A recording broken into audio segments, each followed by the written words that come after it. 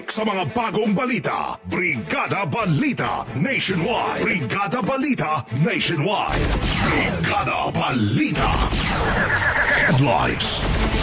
Sa Brigada Balita Nationwide ngayong umaga, ang Pilipinas kukunin ang lahat ng bakuna na kayang ibigay ng China ayon kay Foreign Affairs Secretary Locsin.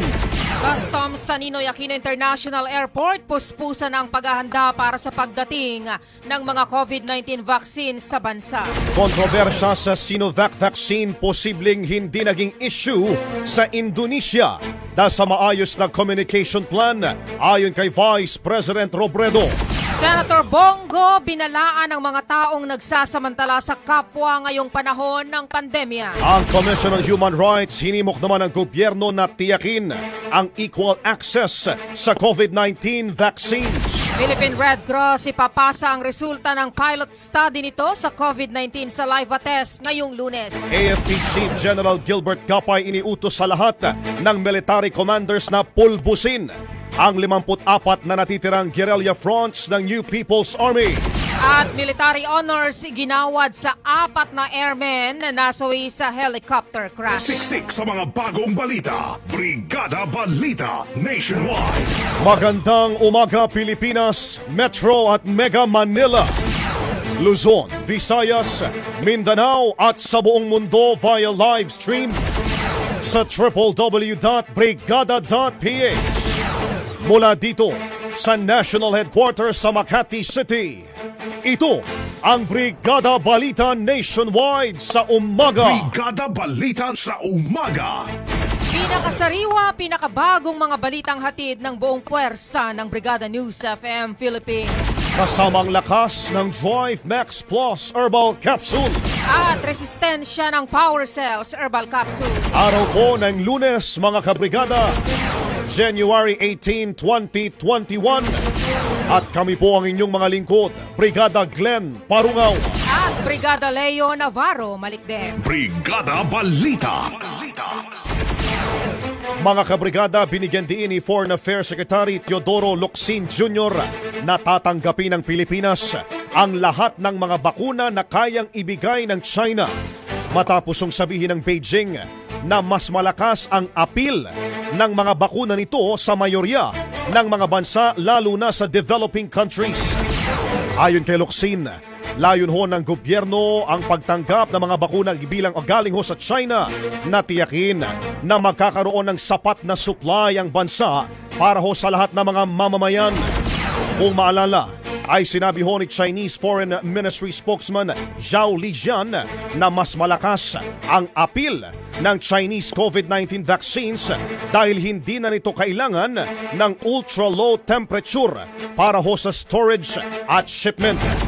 Samantala, ibinunyag naman ng Department of Foreign Affairs na nangako si Chinese State Councilor at Foreign Minister Wang Yi na nagkaroon ng 2-day visit sa Manila na may intensyon ng China na i-donate ang 500,000 doses ng bakuna sa Pilipinas. Brigada Balita Nationwide. Mga kabrigada, naghahanda na ang Bureau of Customs sa Ninoy Aquino International Airport para pangunahan ang pagre-release sa COVID-19 vaccine sakaling dumating ng mga ito sa airport. Sinimulan na ng BOC na iya ang pag-inspeksyon sa warehouses at mga pagsasagawa naman ng maraming coordination meetings kasama ang concerned government agencies at warehouse operators para sa pagdating ng mga otorisadong COVID-19 vaccine sa bansa. Inihayag naman ni BOC NAIA Collector Mimel Talusan na nagtatag sila ng NAIA Customer Care Center at COVID-19 One-Stop Shop para sa COVID-19 vaccines na aasikaso at tutulong sa mga parating na importation sa Port of NAIA. Iginit ni Talusan na wala silang rason para i-delay ang paglalabas ng vaccines sakaling dumating ang mga ito sa paliparan dahil matagal nang hinihintay ng gobyerno na mabakunahan ang milyon-milyong mga tao kontra COVID-19. Tiniyak naman ng BOC NAIA na patuloy itong magiging vigilant at committed sa border protection initiatives at sa pagtitiyak na walang delikado, hindi rehistrado, ipinagbabawal at hindi ligtas na bakuna ang makakalusot sa bansa. Brigada Balita. Yun hong kontrobersiya sa Sinovac vaccine. Posibleng hindi naging issue sa bansang Indonesia dahil sa maayos na communication plan ayon kay Vice President Leni Robredo. Si Brigada Jen Bayot sa balita. Brigada Jen, ibrigada mo! Brigada Live Report. Naniniwala si Vice President Leni Robredo na posibleng naging epektibo ang communications plan ng Indonesia kaugnay sa kontrobersyal na Sinovac COVID-19 vaccine na galing China. Inihayag ito ni Robredo matapos sa publiko ni Indonesian President Joko Widodo ang pagpapabakuna nito na kauna-una sa naturang bansa. Ayon kay Robredo, kulang sa ating bansa ang epektibong komunikasyon kaya nagkakaroon ng kontrobersiya. Kaugnay nito ay hinimok naman ni Robredo si Pangulong Rodrigo Duterte na mauna sa pagpapabakuna kontra COVID-19 para mapataas ang kumpiyansa ng publiko sa vaccination program ng gobyerno. Sinabi ni Robredo na pwedeng magamit ang kasikatan ng Pangulo para maimpluwensyahan ang paniniwala ng publiko sa pagpapabakuna. Matatandaan na sinabi ng punong ekutibo na magpapahuli na lamang siya kasama ang iba pang mga opisyal ng gobyerno para magbigay daan sa medical frontliners at mahihirap na mas nangangailangan ng bakuna. Samantala, base sa Pulse Asia survey na ginawa mula November 23 hanggang December 2 ng nakaraang taon, ay tanging nasa 32% lamang ng mga Pilipino ang handang magpabakuna kontra COVID-19, habang nasa 47% naman ang ayaw magpabakuna. Yan ang report. Atid ang Guard C. Calcium Ascorbate, katawang healthy achieve sa Guard C. Ito sa Brigada John Bayot, ang Brigada News from Philippines, the Music and News Authority. Brigada Balita Nationwide. Senator Bongo naman binalaan ng mga taong nagsasamantala sa kapwa ngayong panahon ng pandemya. Si Brigada Lay Baguio sa balita. Brigada Lay, ibrigada mo! Brigada Live Report. Binalaan ni Senador Christopher Bongo ang mga taong nagsasamantala sa kalagayan ng mga Pilipino ngayong nasa gitna ng krisis ang bansa bunsod ng COVID-19 pandemic.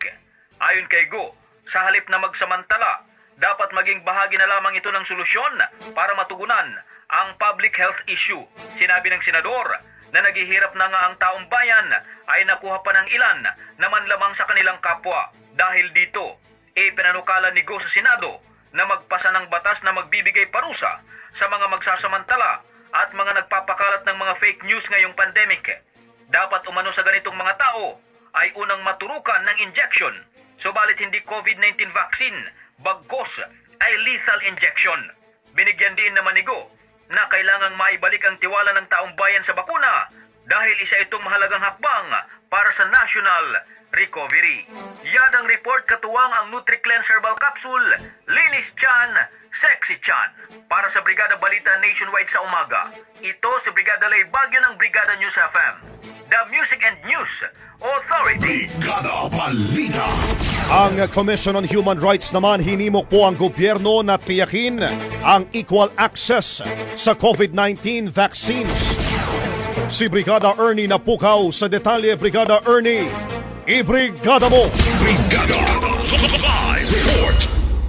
Inimok ng Commission on Human Rights ang gobyerno na tiyakin na magkakaroon ng pantay-pantay na access ang mga Pilipino sa COVID-19 vaccines habang patuloy ang pag-secure ng iba't ibang lokal na pamahalaan sa supply ng mga bakuna. Sa isang pahayag, sinabi ni CHR Commissioner Gwendolyn Pimentel Gana na responsibilidad ng gobyerno na tiyaking makakarating ang bakuna kahit sa pinakaliblib na lugar sa Pilipinas. Mababatid na pumalo na sa mahigit 10 billion pesos ang nailaan na pondo ng 61 local government units para sa pag-secure ng mga sarili-sarili nitong COVID-19 vaccines. Karamihan sa mga na-secure ng LGUs na bakuna ay manggagaling sa British-Swedish pharmaceutical firm na AstraZeneca. Mababatid na inanunsyo rin ng Pilipinas na bukod sa 17 million doses na manggagaling sa AstraZeneca ay na-secure na rin ng bansa ang nasa mahigit 30 million doses ng Sinovac mula sa Serum Institute of India. Inaasahan rin na makakatanggap ang bansa ng initial vaccine batch mula sa US-based firm na Pfizer at Russia-based firm na Gamaleya Institute. Yan ang report natin ng Yamivit, ang multivitamins ng batang lamang. Ito si Brigada Ernie Napukaw ng Brigada News FM Philippines, The Music and News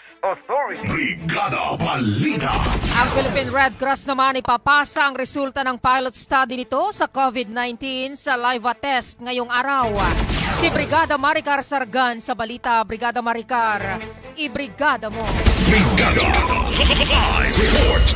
Plano ng Philippine Red Cross o PRC na isumite sa gobyerno ang mga resulta ng pilot COVID-19 saliva test na ginawa ng organisasyon sa 1,000 samples. Sinabi ni Dr. Pauline Obial, head ng PRC Molecular Laboratories, ifo-forward nila ang kanilang findings sa Department of Health, sa COVID-19 Laboratory Expert Panel o ang CLEP at sa opisina ni Health Undersecretary Maria Rosario Vergire. Sinimula ng PRC ang mga test noong nakaraang linggo alinsunod sa kautusan ng DOH. Una nang sinabi ni Obial na nagpasa ang PRC ng application noong Oktubre ng nakaraang taon para sa saliva testing na mas murang alternatibo kumpara sa swab test. Gayunpaman, hindi ito nakakuha ng approval mula sa Health Technology Assessment Council ng DOH. Mababatid na meron ring hiwalay na pag-aaral na ginagawa ang Research Institute for Tropical Medicine sa saliva testing. Yan ang report hatid ng Drive Max Adult Herbal Capsule. Tatagal ka. Ito si Brigada Maricar Sargan ng Brigada News FM Philippines, The Music and News Authority. Brigada Balita. Sa ibang balita mga kabrigada, iniutos po ni Armed Forces of the Philippines Chief of Staff General Gilbert Gapay sa lahat ng military commanders na i-dismantle ang natitirang 54 na guerrilla fronts ng New People's Army bago matapos ang 2021. Ayon kay Gapay, napansin niya na patuloy na humihina ang karamihan ng NPA units kung kaya target-anya nila para sa lahat ng Unified Commands na pulbusin ang mga guerrilla fronts na mga komunista.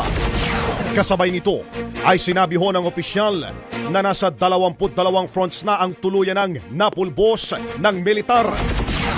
Naatasan rin ang commanders sa iba't ibang mga lugar na magtakda ng priority targets kada quarter upang mapabilis ang clearing sa mga natukoy na lugar sa kanilang jurisdiksyon. Brigada Balita Nationwide. Mga kabrigada, ginawaran ng Philippine Air Force ng military honors ang mga 14 na airmen na nasawi mula sa pagbagsak ng kanilang helicopter sa Bukidnon. Sa isang pahayag ay sinabi po ni Air Force o ng Air Force na iginawad nila ang full military honors kina Lieutenant Colonel Arnie Arroyo, Pilot in Command, Second Lieutenant Mark Anthony Kaabay, Co-Pilot, Staff Sergeant Mervin Bersabe, Gunner Crew Chief, at Airman First Class Stephen Aragado, Gunner. Binigyan pugay din ang 3 pasahero na nasawi sa insidente sa ginawang misa, kabilang na sina Sergeant Julius Salvador at ang Citizen Armed Force Geographical Unit Active Auxiliaries na sina Jerry Ayukdo at Jamel Sugalang.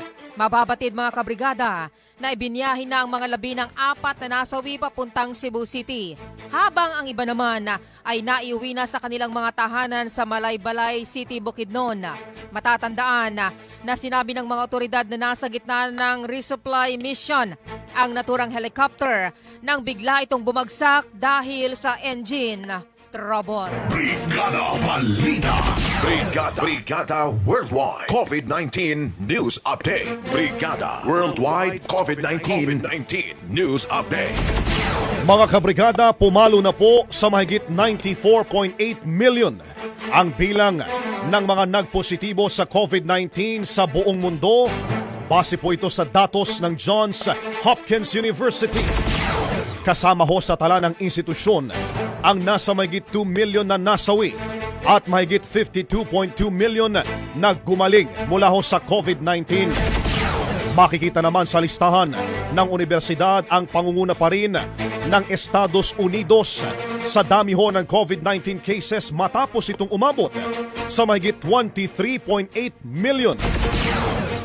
Pumapangalawa naman sa listahan ng India na nakapagrehistro na po ng 10.5 million infections. At sa Brazil naman ay nakapagtala na ng mahigit 8.4 million cases na ikatlong pinakamarami sa buong mundo. Brigada Balita. Brigada Weather Update.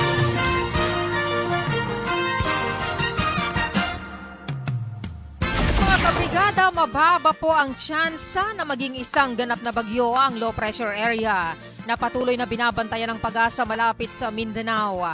Pero ayon sa Pag-asa, magdudulot pa rin ang pag-ulan ng LPA na nakapaloob sa Intertropical Convergence Zone sa Mindanao at Palawan sa susunod na 24 hanggang 48 oras.